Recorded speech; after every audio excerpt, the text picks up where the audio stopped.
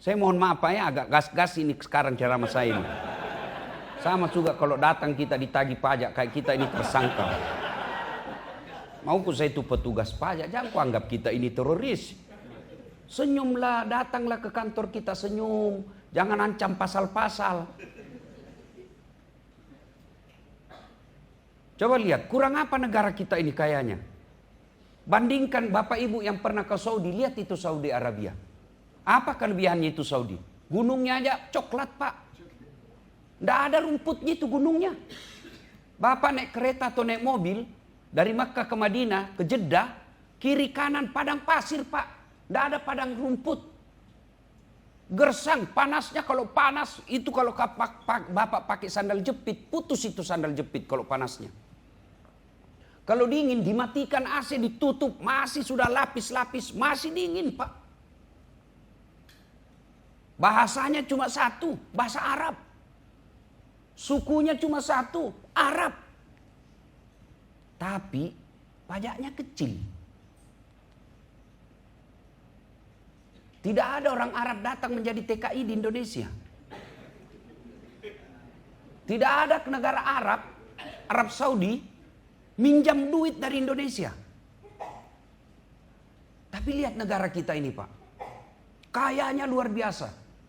Sawit ada, nikel ada, emas ada, batu bara ada, pasir banyak. Pasirnya aja dibeli sama Singapura. Air Singapura beli dari kita. Jandanya banyak. Penduduknya banyak. Tapi kok kita rasanya tidak bisa menikmati syariat. Tidak bisa menikmati kekayaan alam kita. Saya tidak ahli analisa, tapi pasti ada yang salah dengan pengelolaan negara ini. Termasuk pengelolaan pajak. Pasti ada yang salah. Mesti tanda tanya, kenapa rakyat Indonesia tidak taat pajak? Kenapa Singapura rakyatnya taat pajak? Tidak usah Singapura, Malaysia, kenapa mereka taat rakyatnya pajak? Mereka tidak pernah teriak soal pajak. Kenapa kita ini berontak soal pajak? Rasa-rasanya pajak ini menjadi beban buat kita. Singapura tidak, padahal pajaknya lebih tinggi. Ini mesti jadi pertanyaan. Apa sebabnya? Tidak amanah. Itu keteladanan Rasul amanah Pak. Profesionalisme itu amanah.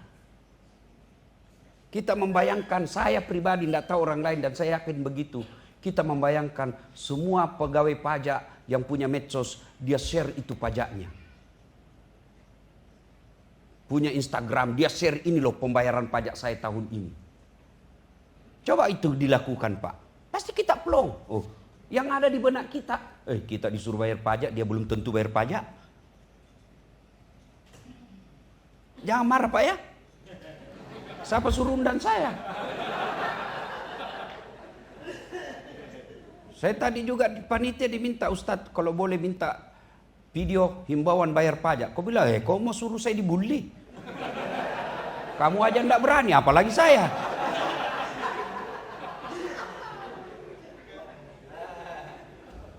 Ya, ini soal pajak.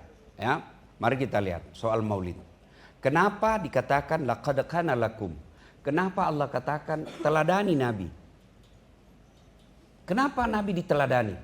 Pertama, karena Nabi manusia biasa.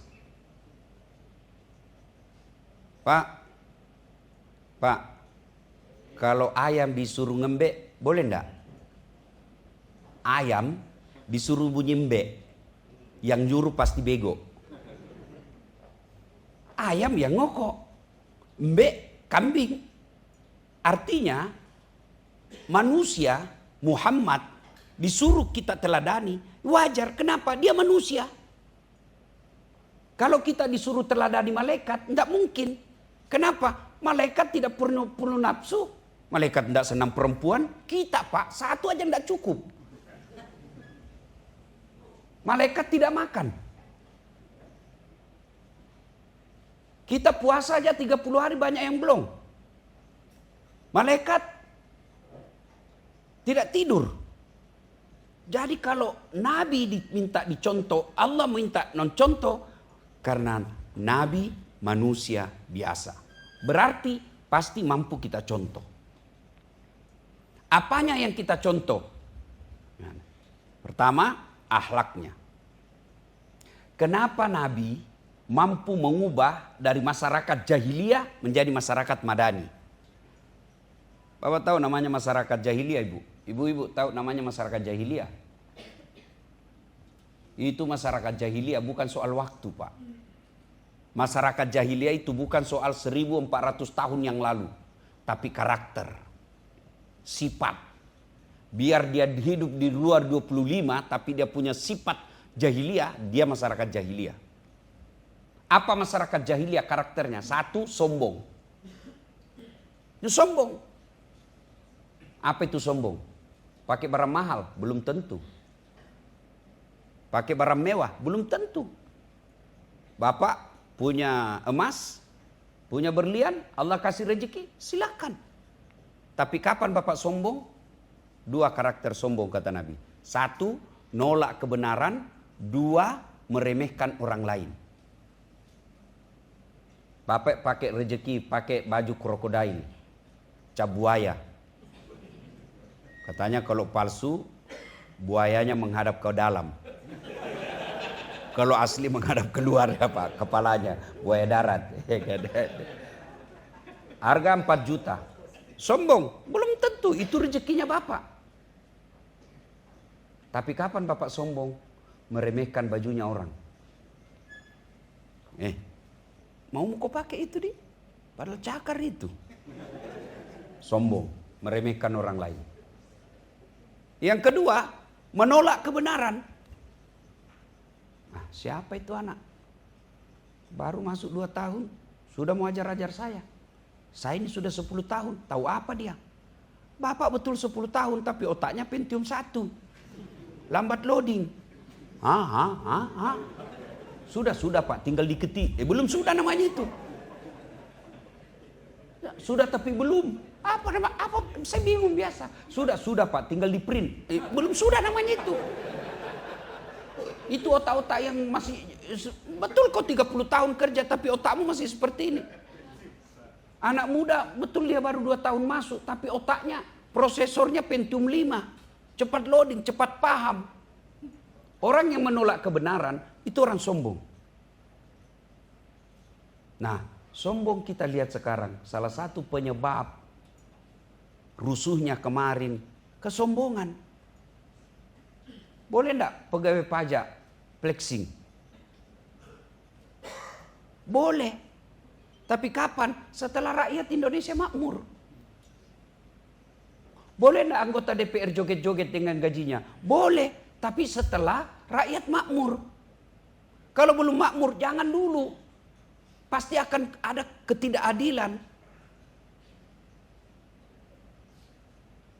Kita selalu puasa, bahkan Senin Kamis.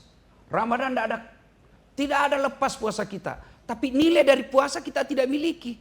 Apa itu nilai puasa? Nahan diri. Boleh tidak pegawai pajak pakai barang mahal mewah? Boleh, tapi tidak pada tempatnya. Kita harus tahan diri. Nah, itulah akhlak mulia. Masyarakat jahiliyah kesombongan. Kesombongan itu menolak kebenaran, menganggap remeh orang lain. Apa biasa penyebabnya orang sombong? Satu, jabatan. Ini yang di depan kita semua ini potensi punya sifat sombong. Bukan saya bilang sombong, potensi. Berpeluang punya itu. Artinya dia menuju ke situ. Kenapa? Ya, ada jabatannya. Itu Nabi bilang 4 penyebab masuknya sombong. 1, jabatan. Kalau orang beriman, apa yang membuat dia mau sombong dengan jabatan? Jabatan ada batasnya Pak.